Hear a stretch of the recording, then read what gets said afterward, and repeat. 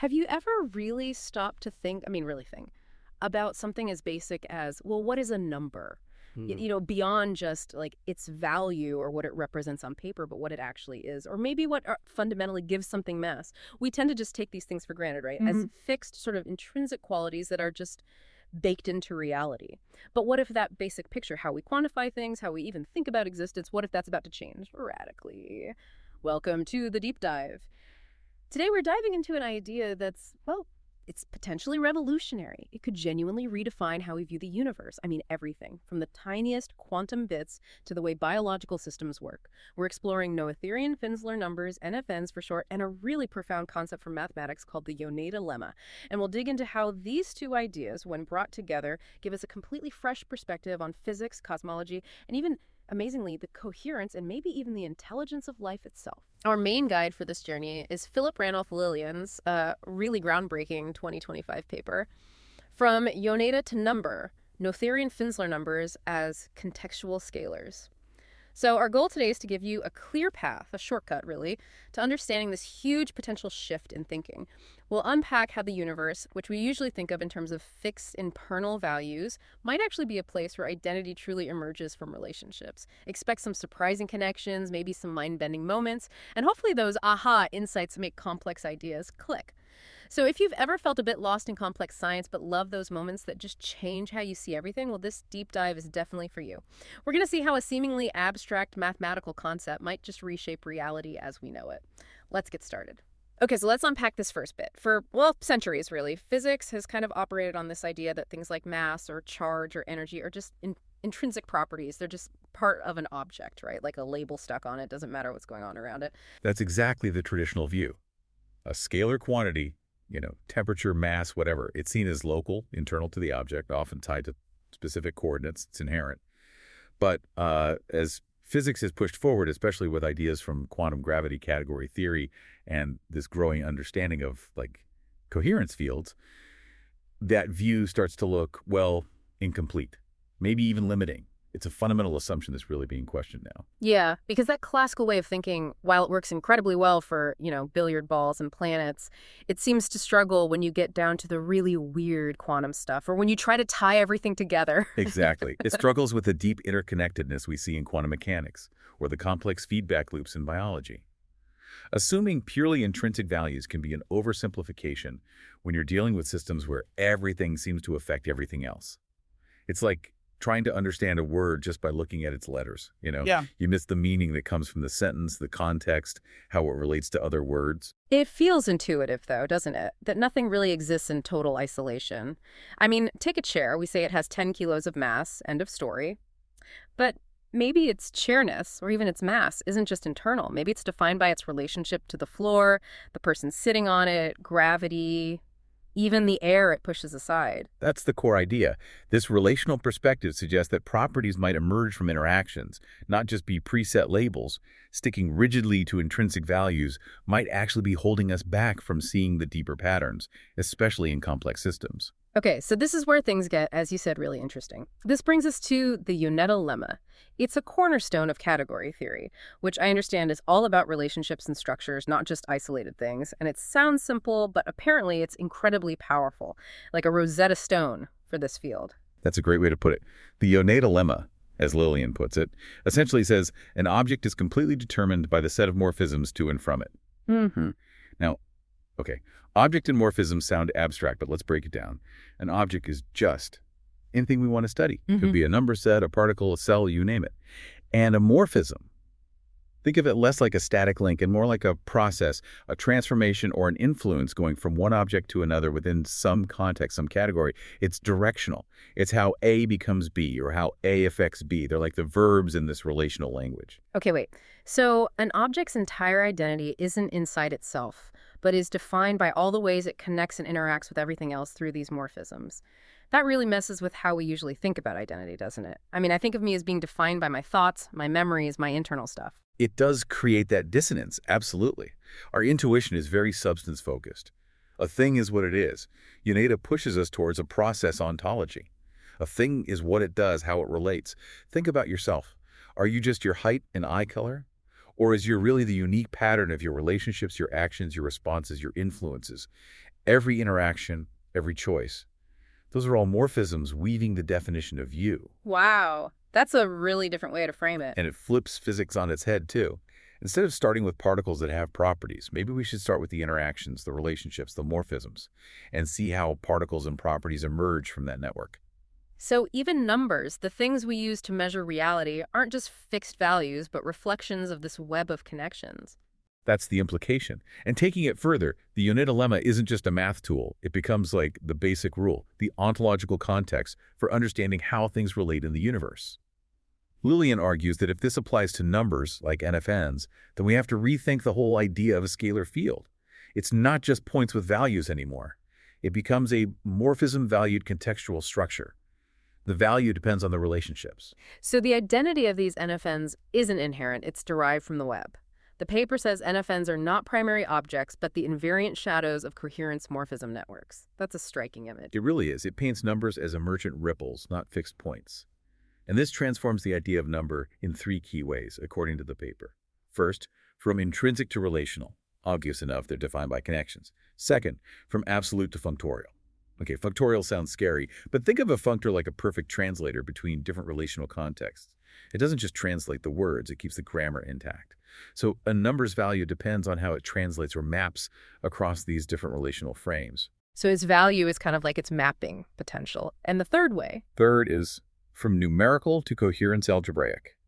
This means we move beyond simple counting to a system where numbers emerge from patterns of coherence, how things work together harmoniously. It's less about a static quantity and more about a dynamic property of the whole interacting system. That's a huge leap, like that musical note analogy. A C-sharp isn't just a frequency. Its identity, its feeling, comes from the chord, the melody, its relationship to everything else in the piece. Yoneda says that's how numbers work too. Okay, so Yoneda gives us the principle, identity from relation. Now, how does that apply specifically to quantities, to numbers? This is where Noetherian-Finsler Numbers, NFNs come in, right?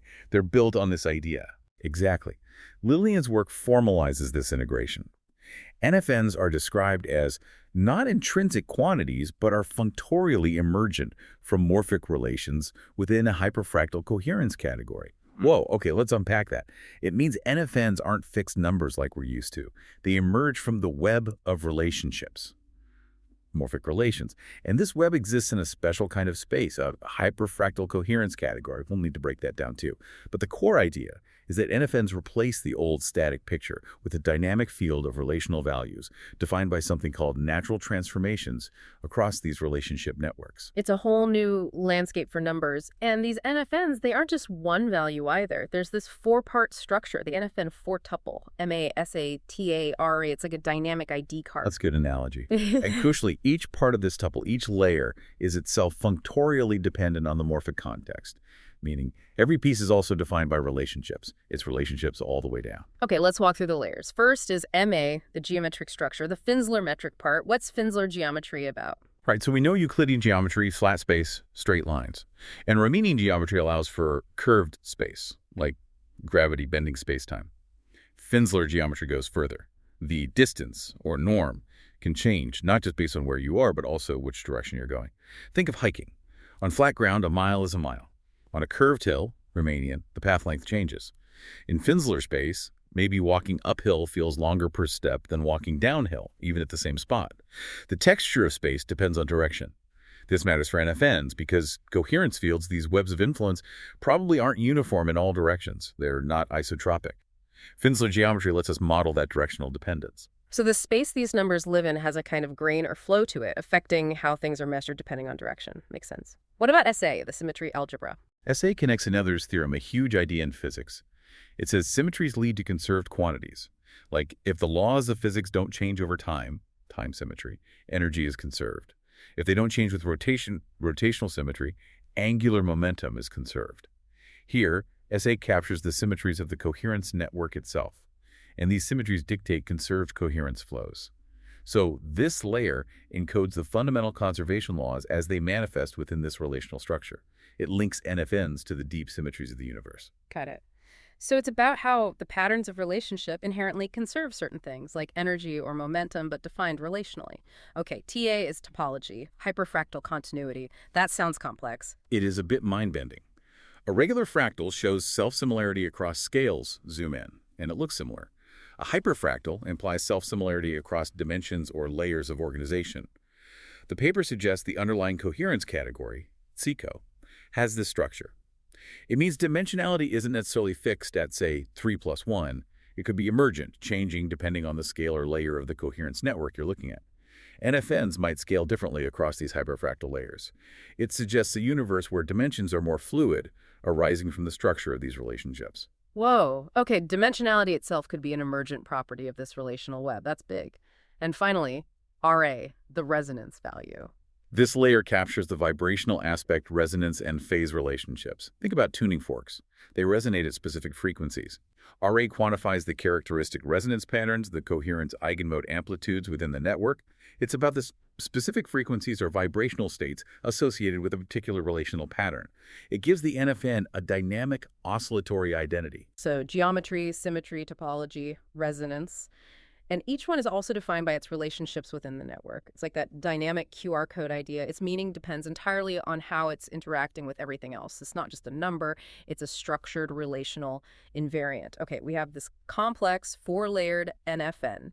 Now, how does the Yoneda Lemma actually define its value mathematically? You mentioned the formula NFN A, nat Humco A, F. Let's try to unpack that carefully. Right, this is the engine room. Let's take it slow. First part, Humco A. Remember, A is our object of interest. Humco represents all possible morphisms going from A to any other object in the coherence category. It's like A's complete outgoing relational profile, every way it can possibly connect or influence others. So it captures A's entire potential for interaction, its relational fingerprint. Exactly. It's the sum total of its outgoing nature. Now, the F part is a coherence functor. Remember, a functor translates between relational contexts while preserving structure. Here, F takes each specific morphism, each relationship out of A, and assigns it a value, maybe a coherence amplitude, a resonance strength, something quantifiable related to that specific interaction.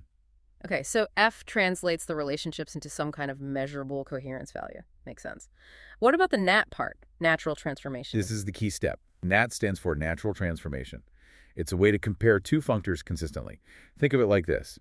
How about AA gives us one picture of A based on all its outgoing relations. F gives us another picture based on coherence values. A natural transformation, nat hom A, finds the consistent invariant way to map between these two pictures across the entire category. It ensures the mapping respects all the underlying structures. So, the NFN value for A emerges from the structure-preserving comparison between A's total relational profile and the coherence values associated with those relations. It's like finding the fundamental pattern that holds true when you translate between A's relationships and their coherence effects. And the big takeaway is NFNs aren't fixed constants. Precisely. They are Yoneda functionals on coherence topology. Their value, their identity, isn't intrinsic. It's fully encoded in how it maps or is mapped within the coherence field. They are Yoneda-determined coherence numbers. So measuring an NFN isn't like reading a static number off a dial. It's more like characterizing a dynamic relational pattern and its coherence. Exactly. It shifts measurement from what is it to how does it relate and resonate within its context. It suggests we might need entirely new kinds of instruments or methods focused on probing these relational dynamics. This is deep stuff. But okay, if NFNs are defined by these relationships, could they act like a new kind of coordinate system for the universe? Not X, Y, Z, but something based on relations. The paper proposes exactly that. It argues that Yoneda gives the metric-free basis for evaluating NFNs, not from local geometry alone, but from natural transformations across the coherence category.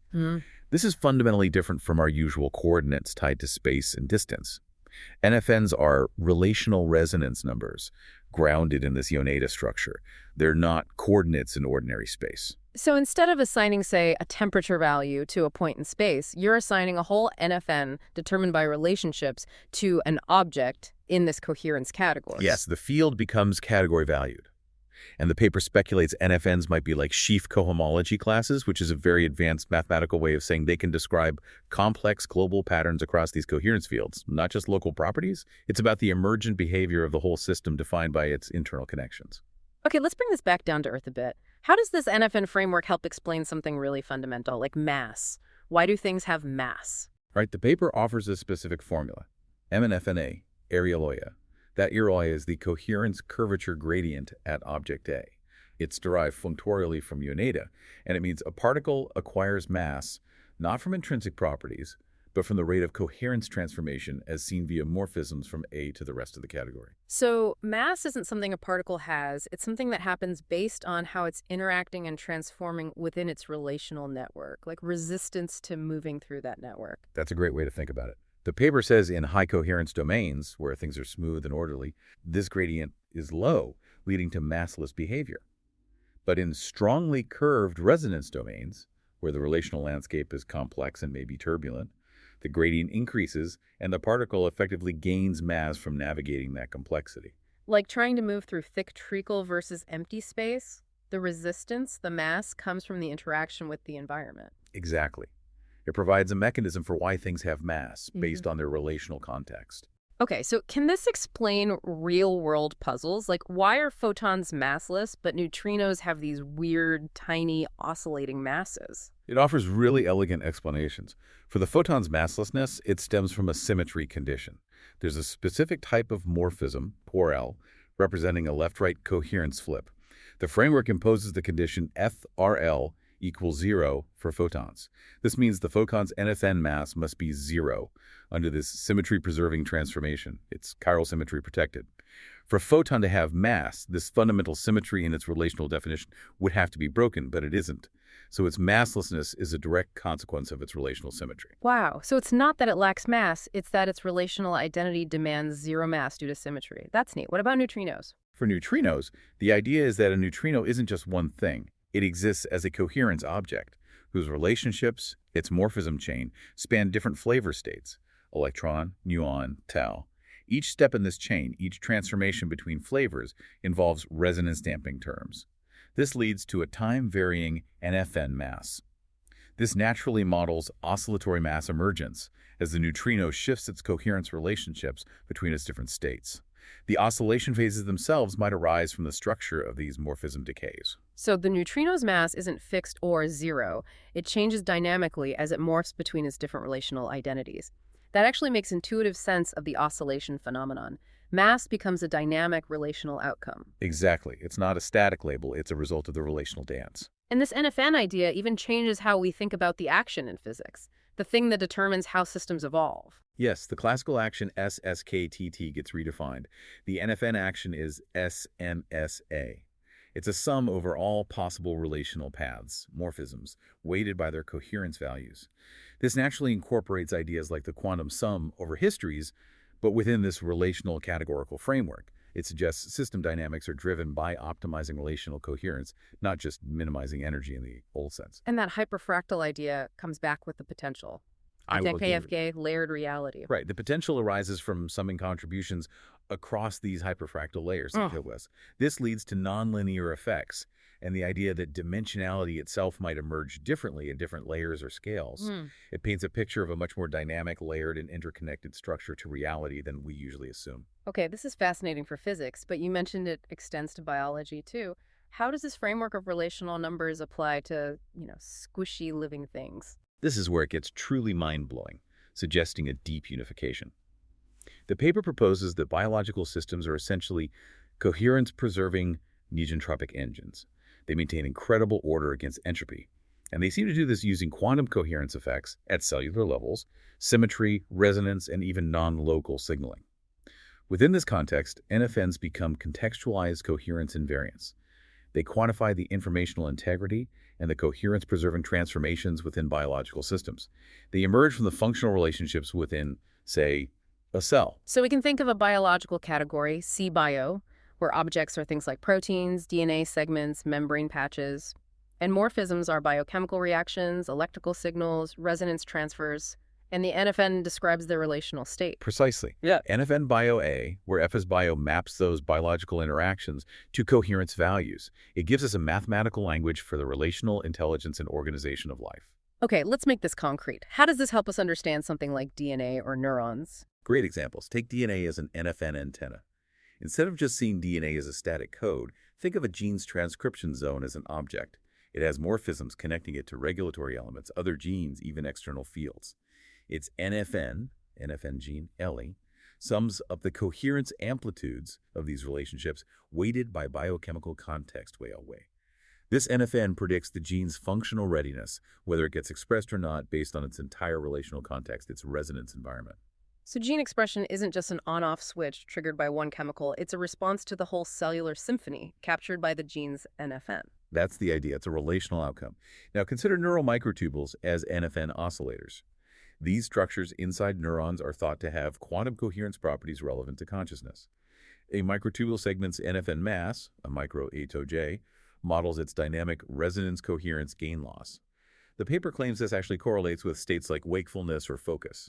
It suggests we could potentially map consciousness states by tracking these evolving NFNs. Wow, that connects the microscopic coherence dynamics directly to subjective experience. That's huge. What about cell membranes? They're seen as coherence filters, not just barriers. Proteins and lipids act as morphism nodes. The membrane's NFNMA, active femnare, measures its bioelectric coherence potential. This relational potential is crucial for nerve signals, heart rhythms, even embryonic development. It's about how the membrane relationally filters and transmits coherent information. This really is an aha moment. Biology isn't just chemistry, it's this dynamic web of coherence relationships, quantified by NFNs, and you said the scales up to organs, whole organisms. Yes, it's hierarchical. Organs become coherence modules. The heart's NFN organ, could track its overall synchrony and health based on the coherence of electrical signals, morphisms. The brain's NFN could track large-scale neural synchrony related to cognitive states. And the whole organism. As an organism-scale resonance manifold, the whole organism is a nested set of coherence categories. Its total NFN, Nat Hom, Flife, gives a formal definition of health as global resonance alignment. Disease becomes incoherence gradients or morphic blockages. Vitality is NFN amplification across layers. The organism's overall NFN is built recursively. NFN, variable, NSNCK, from the NFNs of its parts, mitochondrial, cellular, tissue, organ. This really does sound like a potential revolution for medicine, diagnosing and treating by assessing and restoring relational coherence, not just symptoms. Okay, this leads us to another really intriguing idea, incoherence intelligence. It sounds like a contradiction in terms. Intelligence from incoherence. It does sound paradoxical, doesn't it? But it's a really deep insight. First, think about the bioelectric code. The patterns of electrical potentials and resonances in tissues that guide development and healing. In the NFN framework, each bioelectric node, like a cell group or membrane zone, is an object in CBio. The signaling pathways are morphisms. The NFN of a node defines its coherent identity. Now, fluctuations or deviations from that coherent identity, that's where incoherence comes in.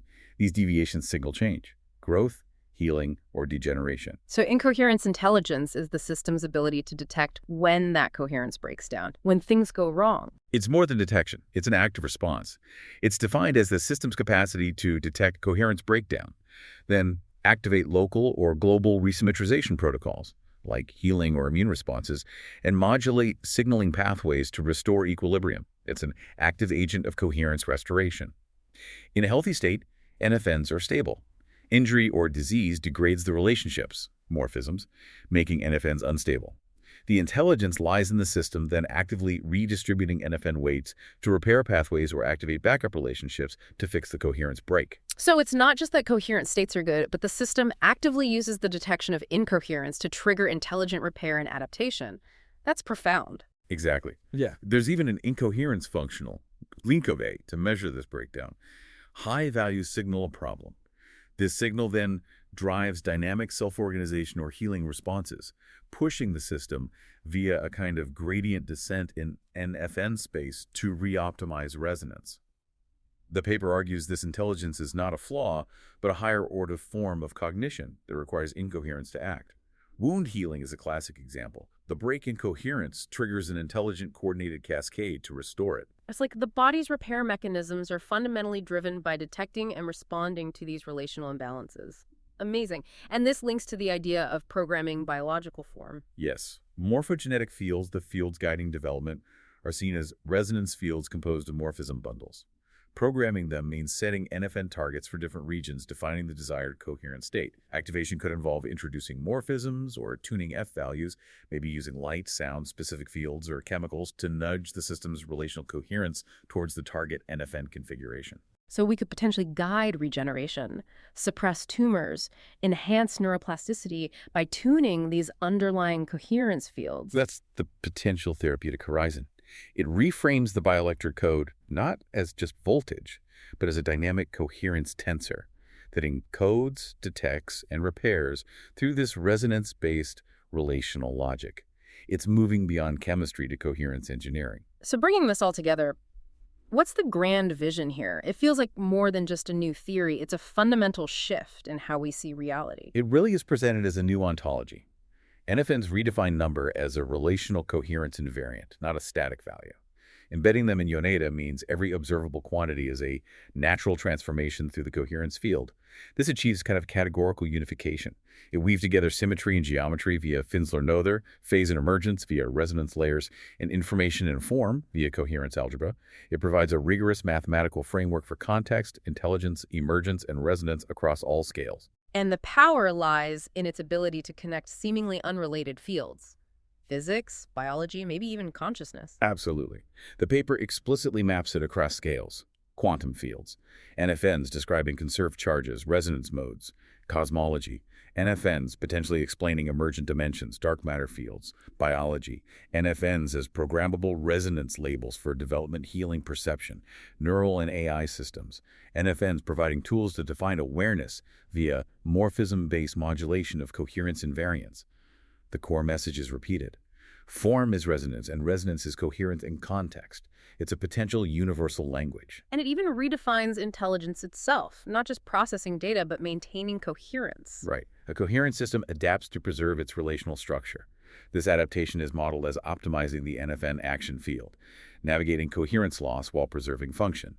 So intelligence becomes the ability to optimize the NFN action field. It's about resilience, adaptation, creativity, the active maintenance, and restoration of functional coherence. This really does point towards a radically unified science in the future. That's the ultimate vision presented. A science where quantum and classical, scalar and symbolic, biological and cosmological are not separate, but all emerge from a deeper coherence field, modulated by morphism, symmetry, and meaning.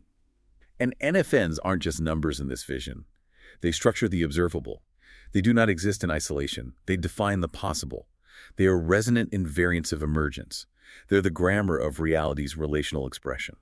What an incredible journey. We started questioning the nature of a simple number and ended up seeing the entire universe, from quantum physics to life and consciousness, as this intricate web of relational coherence.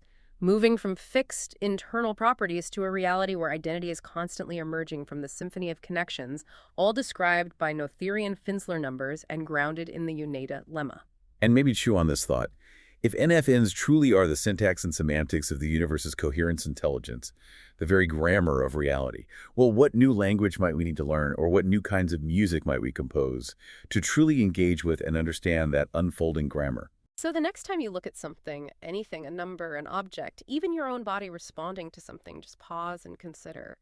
What if its real identity isn't fixed inside it, but is dynamically woven from the beautiful, complex web of relationships it shares with everything else? This has been The Deep Dive. Thanks for joining us on this exploration into the relational heart of reality.